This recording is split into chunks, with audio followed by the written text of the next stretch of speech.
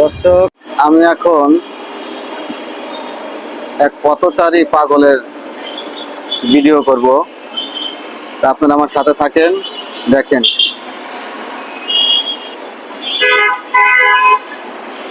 এই দেখেন, একটা পাগল দীর্ঘদিন ধরে এখানে শুয়ে থাকে, আমি দেখি।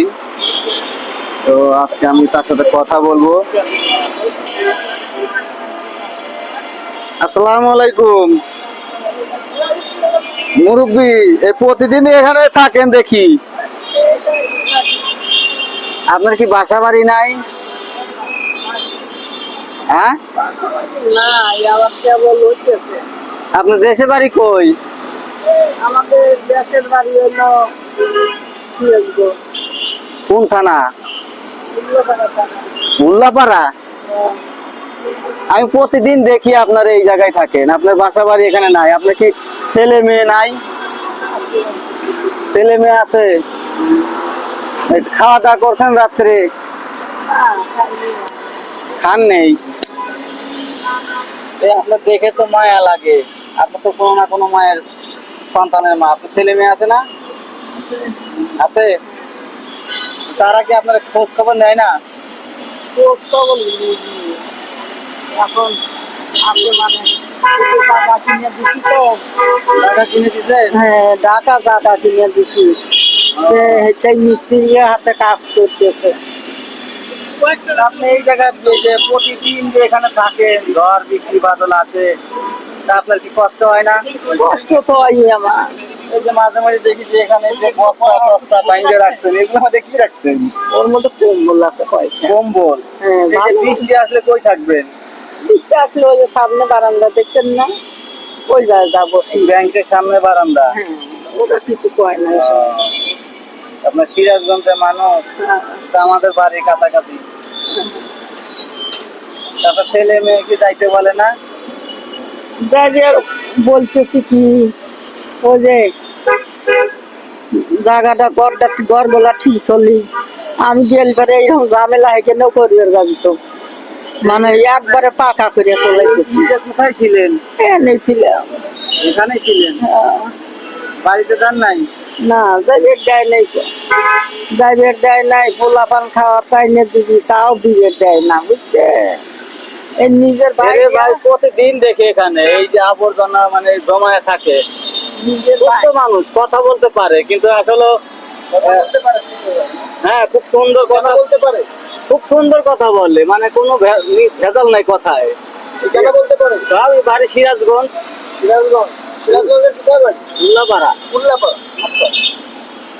এই যে ছেলে মেয়ে আছে, সবই আছে, কিন্তু উনি এখানে পড়ে থাকে। আমি দীর্ঘদিন ধরে দেখি যে এখানে পড়ে আছে। আবার খাইছেন আপনি? আবার খাই নাই, মানে একদিনে একজনের নাইলে খাওয়াইলো, প্রতিদিন আর কে খাওয়াবে? এই যে আপনি যে এখানে যে রেগুলার থাকেন এখানে, তা আপনার খাওয়া দাওয়া কিভাবে খান? খাওয়া দাওয়া ও দিয়ে যায়, আবার নিয়ে দু একদিন দেখলাম যে নাই, চাউল চাইতে কিনে নিয়ে আমি একটু কষ্ট করে রান্না করে খাই।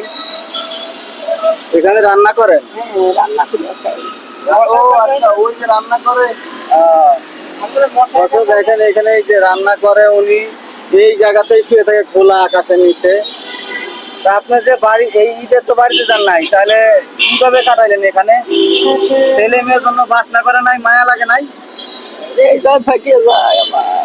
আপনি যান না কি জন্য? আপনার তো সুস্থ মানুষ, আপনার স্বামী নাই? স্বামী আছে। স্বামী আছে? তা আপনি কি কোনো স্বামীর প্রতি রাগ করে এখানে আছেন?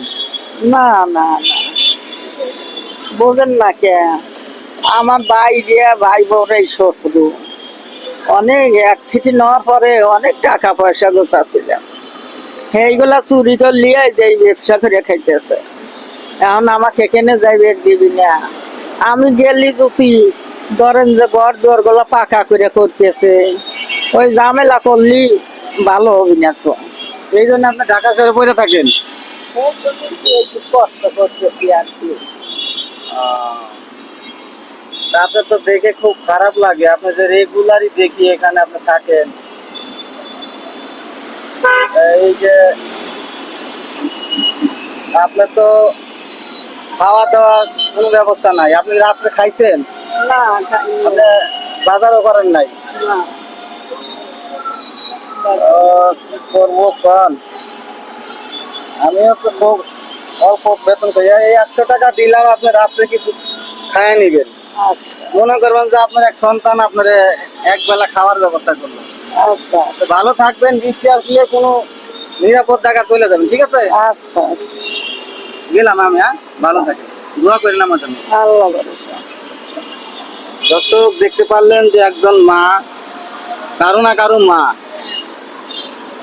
তো এই হলো মানুষের পরিস্থিতি, হয়তো তার স্বামী আবার বিয়ে করছে, এমন কিছু হবে, এই জন্য উনি বাড়িতে যান না, উনি দীর্ঘদিন ধরে এখানেই পড়ে আছে। তো উপরে আল্লাহ, নিচে উনি, আল্লাহ ওনাকে হেফাজত করবে। তো সবাই ভালো থাকবেন, ভিডিওটা ভালো লাগলে একটু শেয়ার করে দিন।